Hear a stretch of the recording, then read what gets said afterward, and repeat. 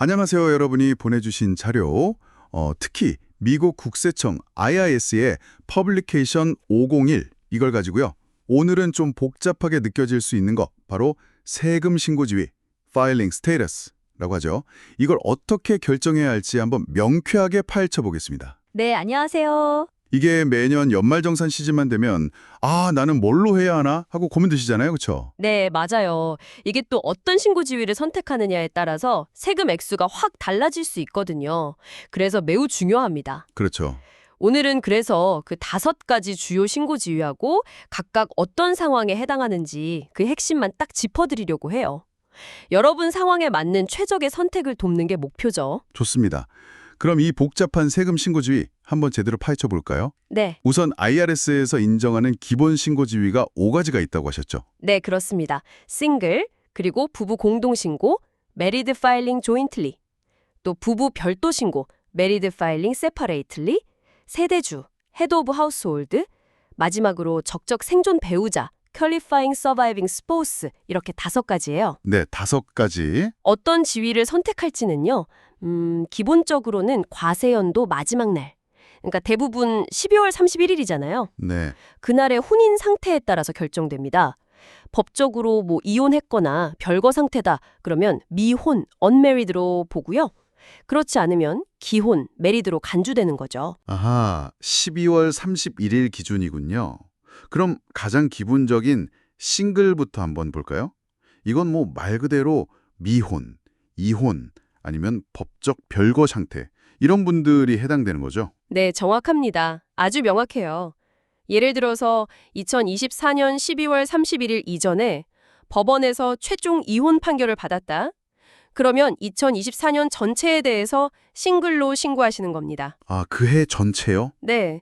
혹은 과세연도 시작 전에 배우자가 만약에 사망했고 그 해에 재혼하지 않으셨다면 역시 싱글이고요. 아주 깔끔하죠. 그렇군요.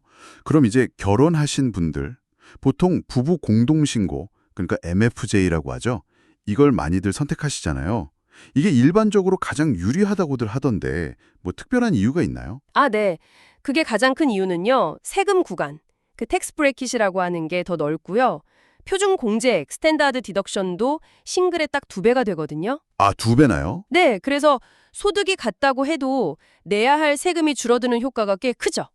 그리고 또 중요한 포인트가 하나 있는데요. 네. 과세 연도 중에 혹시 배우자가 사망했더라도 그해 연말까지 재혼을 안 하셨다면 사망한 배우자와 함께 공동신고가 가능해요. 정말요? 네. 예를 들어 2024년 한 5월쯤에 배우자가 안타깝게 세상을 떠났고 12월 31일까지 혼자 계셨다. 그러면 2024년 세금 보고는 MFJ로 하실 수 있는 거예요. 그렇군요. 그 해까지는 같이 할 수 있구나. 근데 그러면은 부부가 각자 따로 신고하는 부부 별도 신고, MFS. 이건 그럼 어떤 상황에 쓰는 건가요? 공동신고가 그렇게 유리하다면 굳이 이건 선택할 이유가 있을까 싶은데요. 그거 좋은 질문이십니다. 사실 흔한 경우는 아닌데요.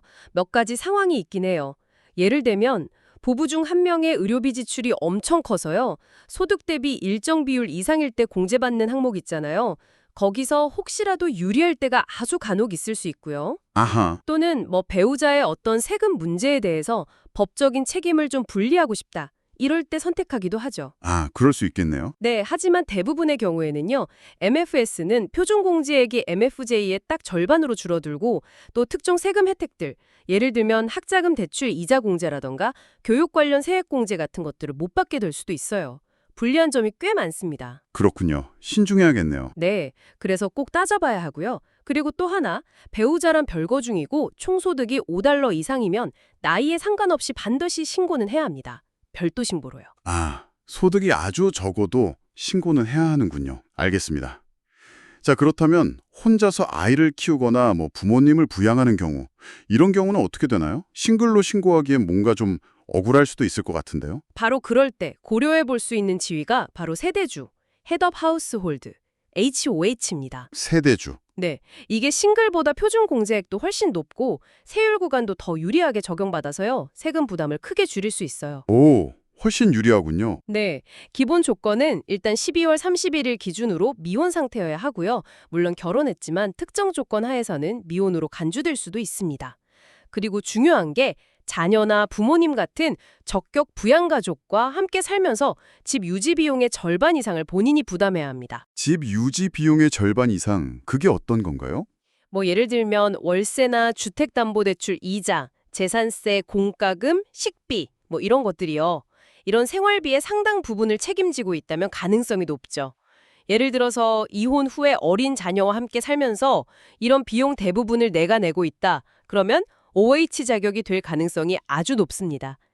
싱글이랑 비교하면 정말 큰 혜택이죠. 와, 미혼으로 간주된다는 것도 흥미롭네요. 그러니까 결혼 상태라도 뭐 별거 기간이 길거나 특정 조건만 맞으면 가능하다는 거군요. 네, 맞습니다.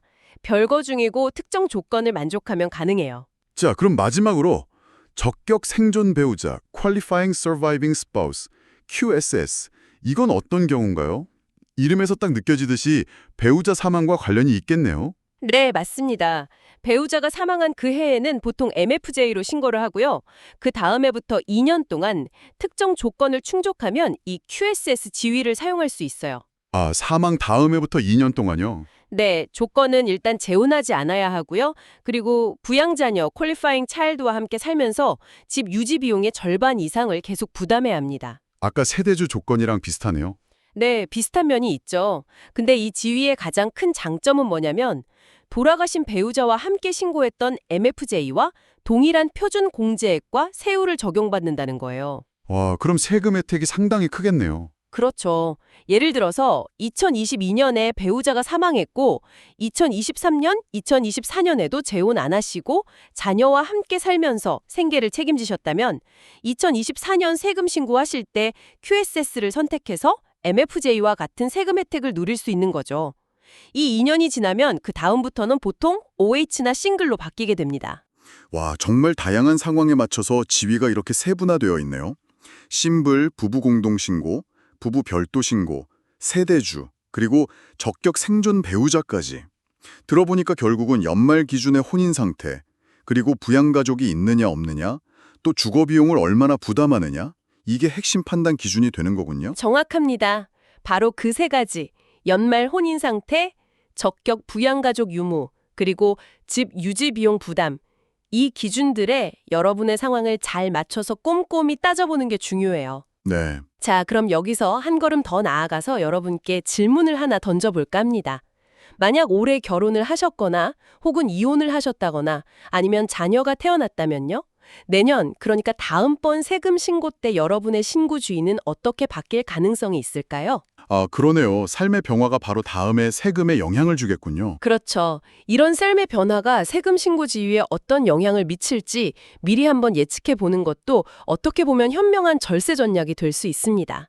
그래서 IRS 퍼블리케이션 5101 같은 공식 자료를 통해서 매년 자기 상황을 한번 점검해보는 습관을 들이시는 게 좋겠죠. 네, 오늘 이 이야기가 여러분의 그 복잡했던 세금 신고 지위 결정에 아주 명쾌한 가이드가 되었기를 바랍니다. 다음 시간에 저희는 또 유익한 정보로 찾아뵙겠습니다. 감사합니다. 네, 감사합니다.